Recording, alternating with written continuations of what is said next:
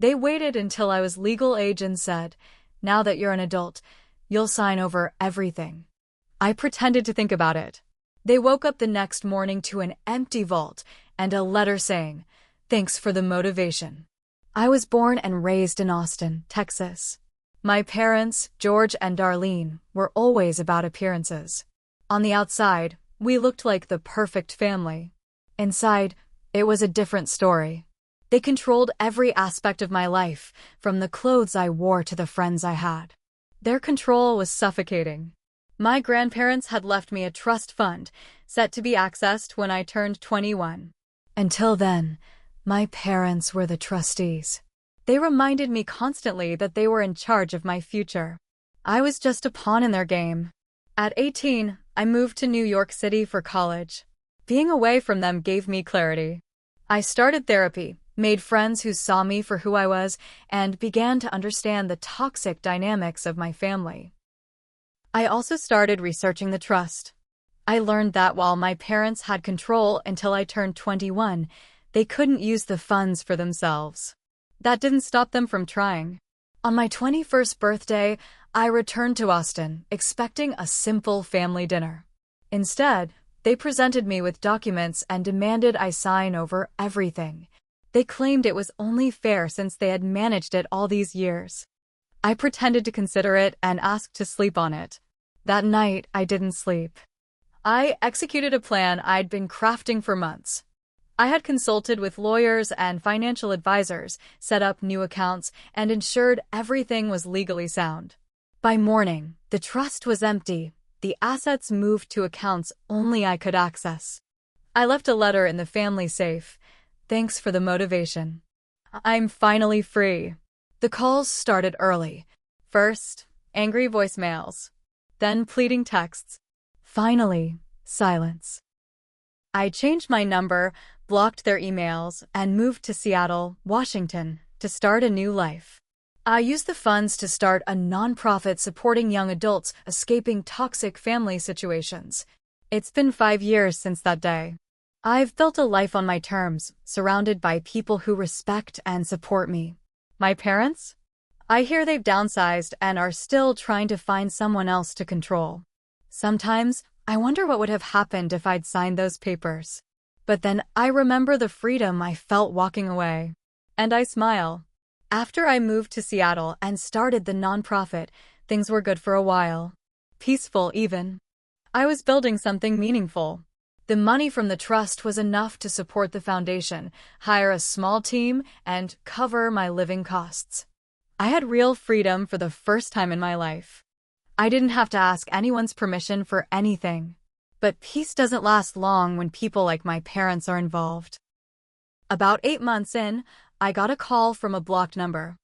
I usually don't answer those, but something in my gut told me to pick up. The voice on the other end was quiet, nervous. Is this Nate? I froze. No one called me that except people from back home. Who's this? My name is Marcy. I used to work for your parents, housekeeper on and off for years. I didn't know who else to call.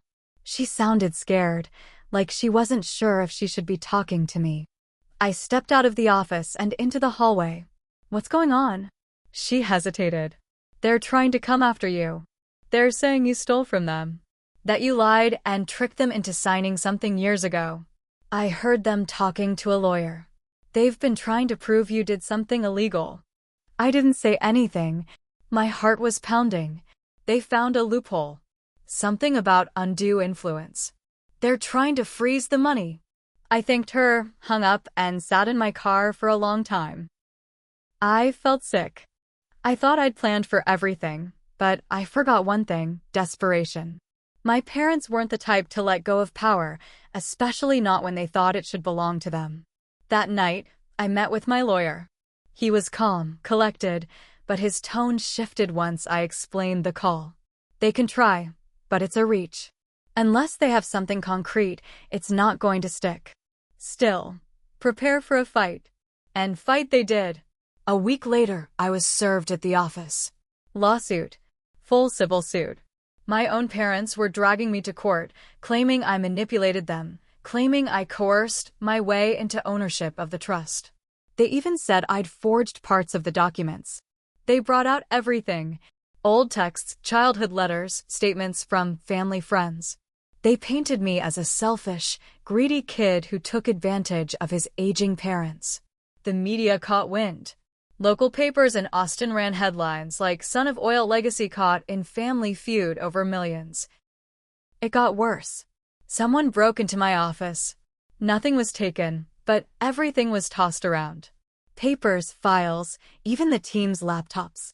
My lawyer said it was probably a scare tactic. I moved into a secure building that week. Added security to the office. I stopped sleeping well. The nonprofit started losing donors. Word spread that I was embroiled in legal controversy. Some didn't care about the truth, they just didn't want to be involved in mess. I could see it all slipping. Everything I'd built was cracking under the pressure. Then one day, I got a letter. No name on the envelope. Inside, just a picture. A copy of a check from years ago. It was from my grandfather, made out to someone named Glenn Barker. The amount? $250,000. On the memo line it said, "For silence." That name hit something. I knew it. Glenn Barker was an accountant who worked for the family before I was born. Rumors said he left under strange circumstances. My grandfather had trusted him, but then, poof, gone. Fired, hushed. Never mentioned again. I hired a private investigator. If there was something hidden, buried in that past, I needed to find it. I needed something to shut this down once and for all. A week later, I got a call from the investigator. He sounded excited. "You're not going to believe this. There's a second trust. Hidden. Created by your grandfather just months before he died. But it wasn't left to your parents. It was left to someone named Jordan H. With instructions."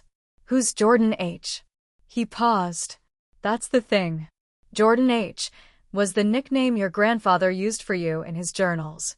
I felt a chill crawl up my spine. The trust was protected, and it was big. Bigger than the one I already had. But here's the twist: it came with conditions. And one of those conditions was tied directly to Glenn Barker and a set of recorded tapes that had never seen the light of day. I told the investigator to find those tapes. I knew my parents would do anything to keep them buried. The question now isn't whether I'll win the case. It's what's on those tapes and whether I'm ready to hear what my grandfather wanted to protect me from. I'll update once I know more. The investigator called again 3 days later. He sounded off, less excited, more cautious. He'd tracked down Glenn Barker. The man wasn't dead like my father had always claimed. He was very much alive, living under a different name in a small town in Arkansas. The name change wasn't legal, but enough to keep him off the radar. I flew out the next day. I didn't tell anyone where I was going. Glenn lived in a rundown trailer on the edge of town, but his eyes were sharp when he opened the door. He looked me up and down and said, "You're Nate." I nodded. "Your grandfather told me you'd come." That hit hard. He let me in. We sat in a tiny kitchen that smelled like old coffee and dust. He pulled out a metal box from beneath the floorboards. Inside were a few cassette tapes, 2 manila folders, and an old photo of him standing with my grandfather and a much younger version of my father. "I kept these because your grandfather told me to. Said if your father ever tried anything, I'd know what to do. He warned me Darlene would push him." He handed me the tapes and the folders. "Everything you need is in there. I'm not proud of what I did back then, but I made a promise. You should know your grandfather didn't trust them either. Not even a little. He knew they'd come for it all." On the flight back to Seattle, I didn't sleep. I kept staring at the tapes like they were dynamite. I had them digitized.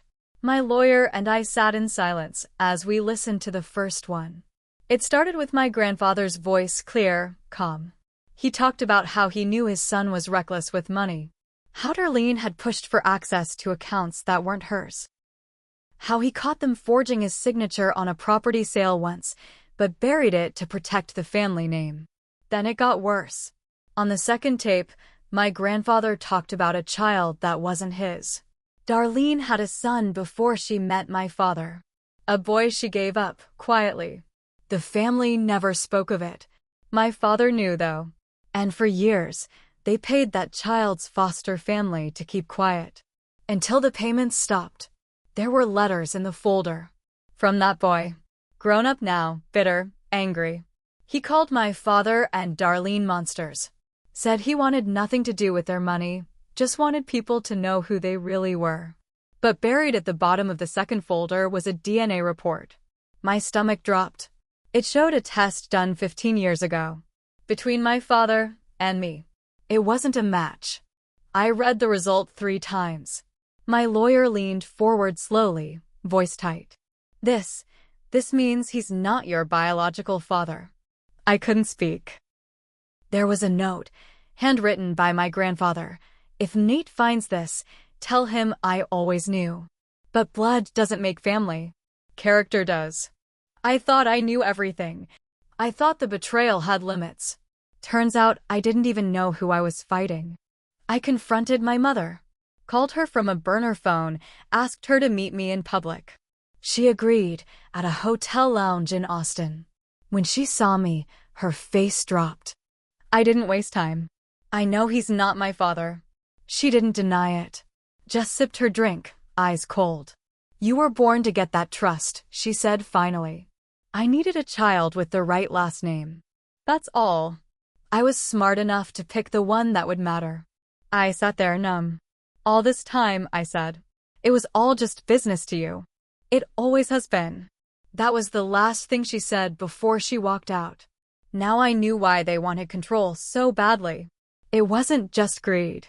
It was fear. Fear that I'd uncover the truth. Fear that the entire legacy they built on lies would unravel. I wasn't just a threat to their money, I was a reminder that they never had real power. Not over me. Not anymore. But I still hadn't decided what to do with the tapes. The second trust was protected, but if I went public, if I leaked even a fraction of what was in those recordings, their lives would be ruined. The legal battle would end overnight. But I'd also be tearing apart every illusion tied to the family name. The one my grandfather tried so hard to protect.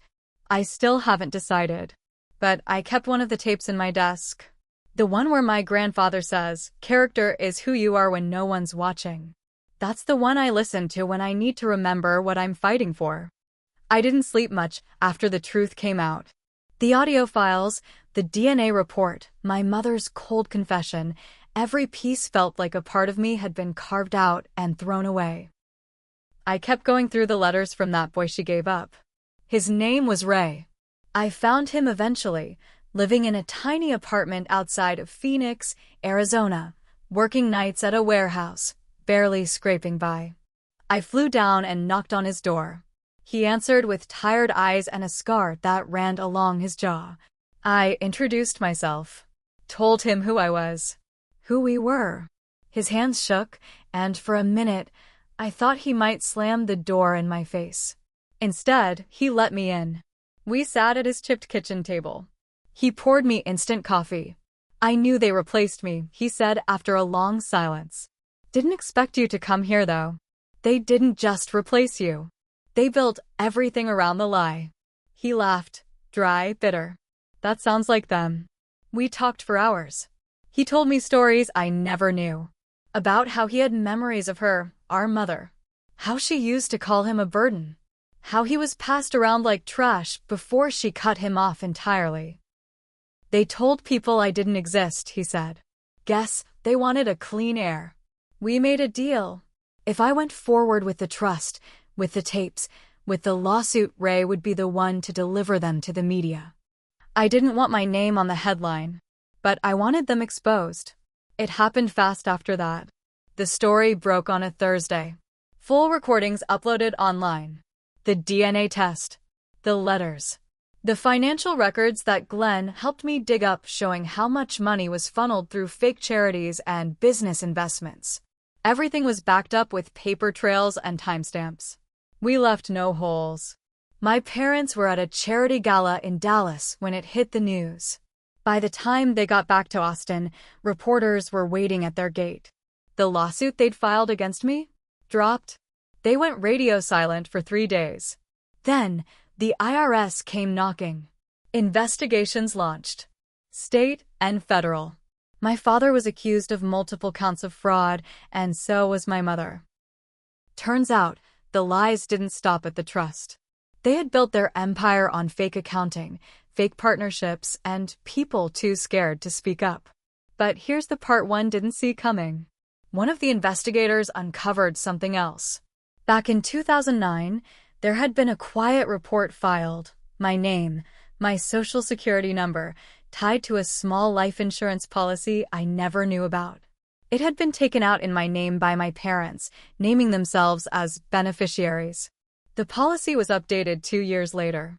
The payout doubled. And the month before I turned 18, they tried to cash it out. I stared at that document, hands cold. The signature? Forged. They had planned for me to die before I reached the trust age. Before I could take control. And when I didn't, when I lived, they shifted to plan B. Pressure. Coercion. The legal trap. But they never thought I'd outmaneuver them.